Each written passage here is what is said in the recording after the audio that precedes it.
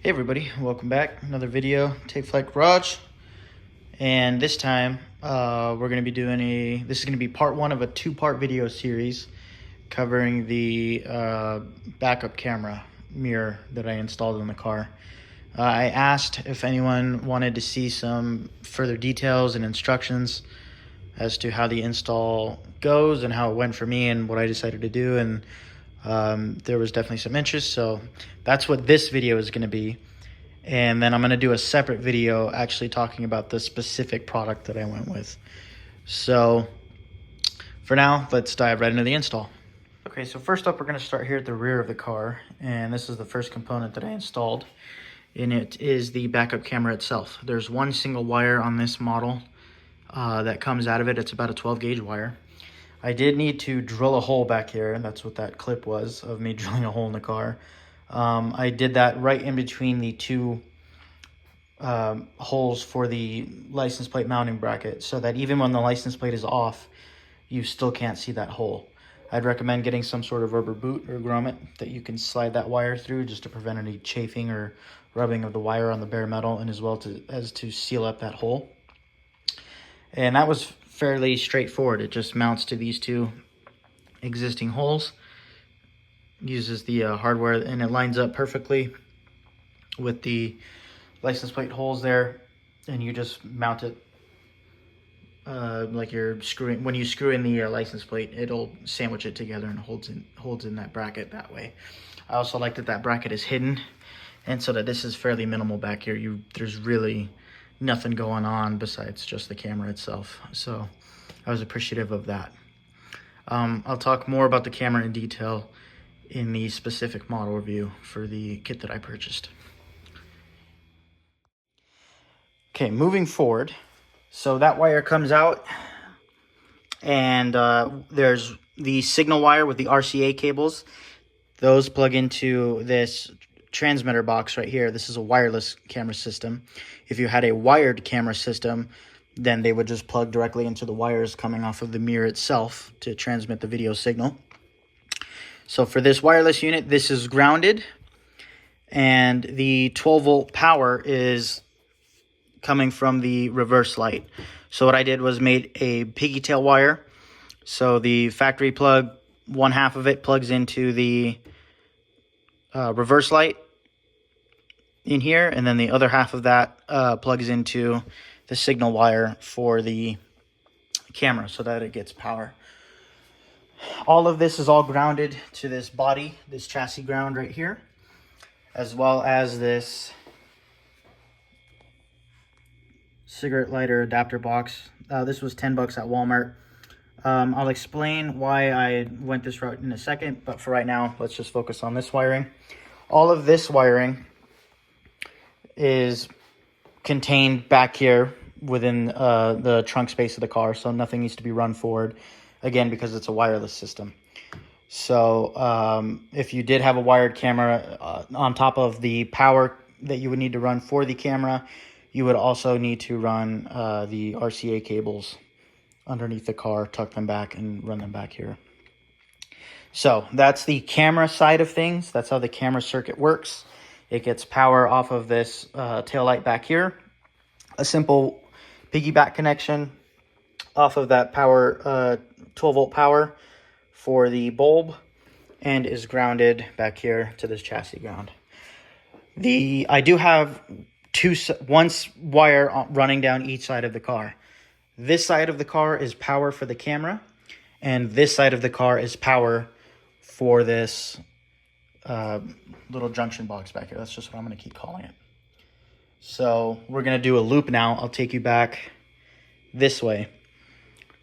So if we follow the plug for the camera power, it comes from that cigarette lighter and runs all the way back along here. I've done my best to keep it hidden and cable tied.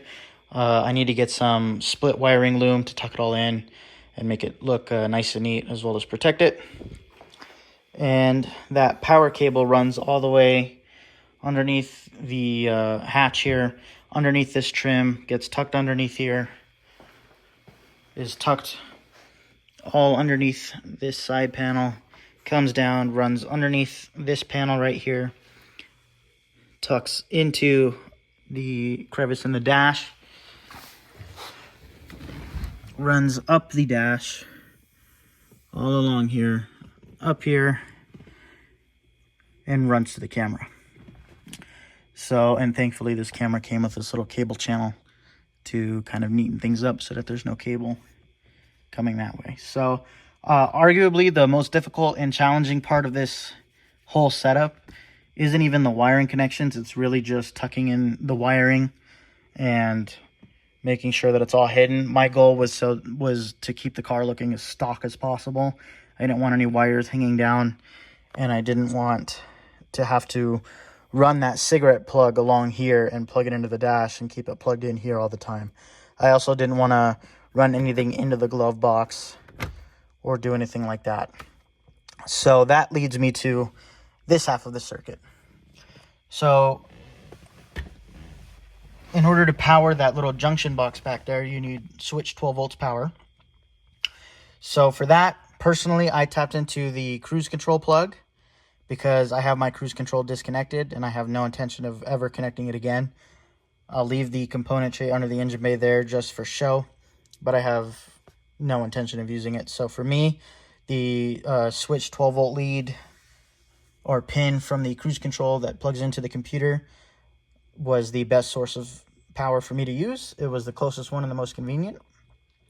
So I ran just some 12 gauge wire, or excuse me, a 16 gauge wire all the way from that plug, goes up and underneath, goes down here and tucks into this trim, similar to how the passenger side is set up. Tucks all the way back underneath there and comes back around over to the trunk. And once again, this unit is grounded. So this is the 12 volt power wire right here, this guy right here. And that comes all the way up to this junction box, and the ground is also tied in to the ground for the body back here.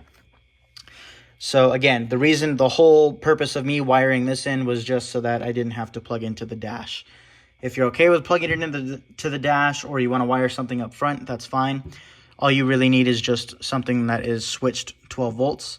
Part of the other reason why I went with that plug for the cruise control is because it's also fuse protected. So this whole thing is fused under the cruise control circuit.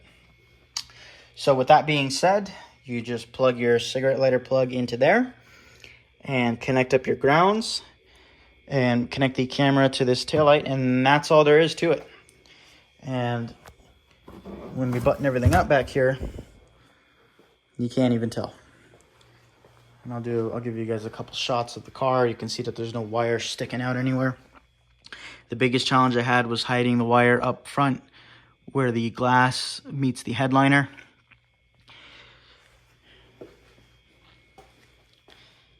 But as far as the install goes, that's truly about it.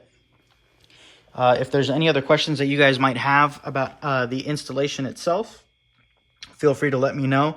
I'm going to be talking about the mounting solution for the mirror specifically in the mirror review video, because the mounting solutions that I had with this mirror came with this model, and I don't think it would be universal for all the stuff that's out there. I don't want to say, hey, everything is going to come and look like this. So, and yeah, I'll just leave that at that. So thanks for watching, you guys. If you have any other questions, drop a comment down below. I'll do my best to answer it. And stay tuned for part 2 for the product review, where I talk about this mirror specifically and what I like about it and what I don't like about it.